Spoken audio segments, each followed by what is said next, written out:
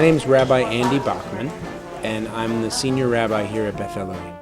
When Hurricane Sandy was about to hit, we made a plan as a community to be ready to help people, and one of the ways was that we were going to be sending out a lot of emails that invited people to come into the synagogue to help make meals and to gather supplies, batteries, blankets, food, you name it.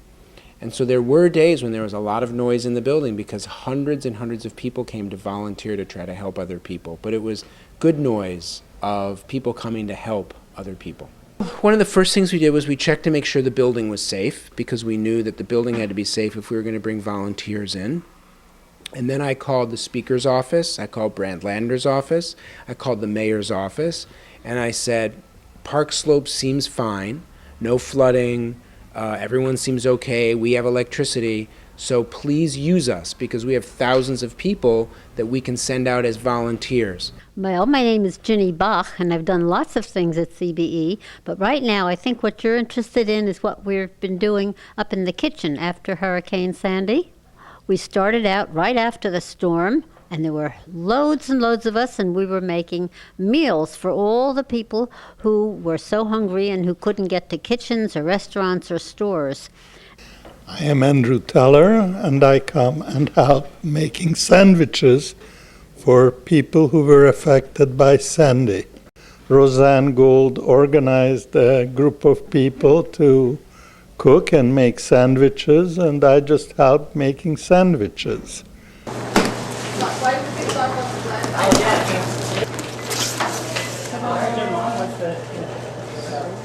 My name's Lauren Schenkman. I'm the Bronfman Fellow for Community Engagement. I help out with membership and CBE feeds here. Hurricane Sandy was awful, but one of the great things that happened was Congregation Beth Elohim and the larger Park Slope community was able to mobilize. My name is Rabbi Mark Katz, and I'm one of the rabbis at Beth Elohim. I learned that we were going to start feeding people based on Hurricane Sandy, and so I was part of a big group of people who helped coordinate volunteers and who got supplies and got everything ready so that those who needed food after Hurricane Sandy and supplies could get supplies. My name is Stacy Fresh, and I've been volunteering in the CBE kitchen since October when Hurricane Sandy happened. Well, after Sandy hit, we're trying to make sure that our friends and family were safe. And then upon watching the news, it was very obvious that there were a lot of people and a lot of damaged homes and people that were in need. So I, along with my family, we were trying to figure out how can we help. And then I came to Beth Elohim, and I tried to figure out a way that I could help. People came in from all over. Israeli Scouts, AmeriCorps volunteers, people from Alabama, people who were going to run the New York City Marathon that was canceled, and they all came to Beth Elohim, and we rented buses, and we brought food, and we also collected diapers, and formula, and bottles of water, and batteries, and we started distributing to people who really needed it. My name's Isabel Burton. I think that the CBE became a place where within a very short amount of time, people knew that if they wanted to find a way to help out, that this was a local hub, like a place where people could come and use as a base to help. So yeah, it was very quickly, it was a very busy place. The hurricane ended up revealing lots of wonderful stories about how generous and kind and decent people can be toward each other. And Rabbi Andy Bachman put out a call to action, and within hours, Roseanne Gould answered, and she's a 4-time winning James Beard chef, and she's written 12 cookbooks, and she asked for hard-boiled eggs. And so we put out a call on Facebook and on email asking for eggs that we needed. We needed hard-boiled eggs fast because we needed to make a bunch of sandwiches for people. And we got, within 4 hours, 3,000 hard-boiled eggs.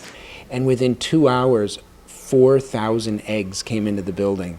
and we wanted, a few hundred eggs, and what we got was around 8,000 eggs.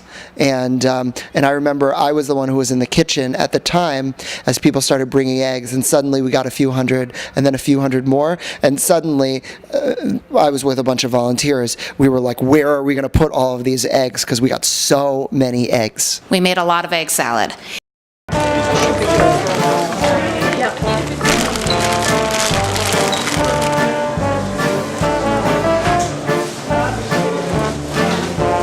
The energy in the kitchen was very high. People were very excited and nervous and just wanted to do whatever it was that they had to do to help.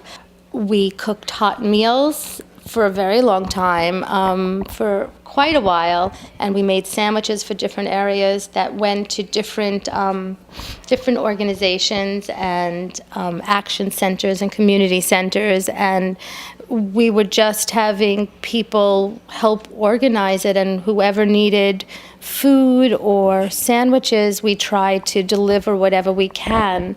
And just everyone was very cooperative and helpful, and there was just couldn't do enough to make it all work. And the mayor's office really used us. They called us several times a day. What are you hearing? What are the needs? Where can we deliver food? Where can we deliver medicine? Because our volunteers were going to places that even people who work for the city weren't able to go.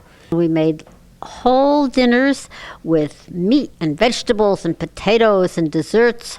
And then after a while, when things eased up a bit, we stopped with the full meals, and we make loads and loads of sandwiches, on the average of about 500 a day. Whatever we made, somewhere someone was happy to receive it and very grateful for it.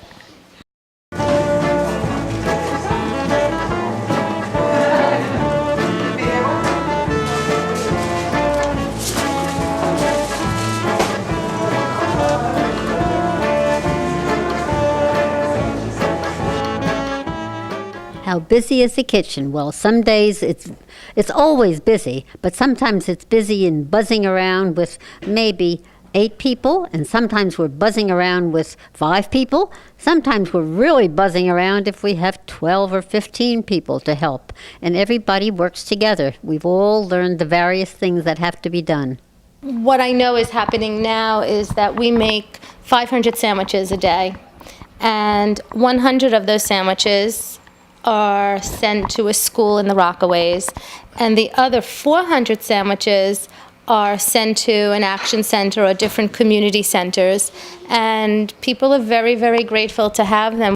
So far, we've had 2,800 volunteers who have come who might never have stepped into CBE's doors if it hadn't been for Hurricane Sandy. I've met wonderful people. We have had people coming from different states who have wanted to volunteer. They come from all parts of the city who want to volunteer, and people just want to help people. And it's just nice to know that in sometimes our big, busy world that we have to focus on all the good that people really want to do. So far, we've had 2,800 volunteers who have come who might never have stepped into CBE's doors if it hadn't been for Hurricane Sandy.